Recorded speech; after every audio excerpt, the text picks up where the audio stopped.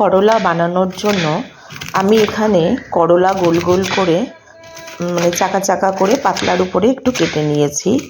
কেটে নিয়ে একটু সামান্য 5 মিনিট মতো ভাপিয়ে নিয়েছি, একটু নুন দিয়েছি। দিয়ে তারপরে অন্য পাত্রে একটা চালের গুঁড়ো, একটু বেসন মানে চানা বেসন, আর তার সাথে নিয়েছি নুন আর একটু লঙ্কার গুঁড়ো নিয়ে ওটা ভালো করে জল দিয়ে মিশিয়ে নিয়েছি। ব্যাটার যেভাবে তৈরি করে সেইভাবেই মিশিয়ে নিয়েছি।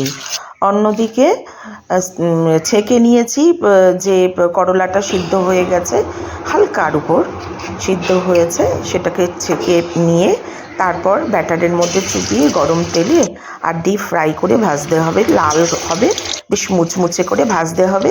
দিয়ে গরম ভাতের সাথে পরিবেশন করো, সবাইয়ের খেতে খুব ভালো লাগবে।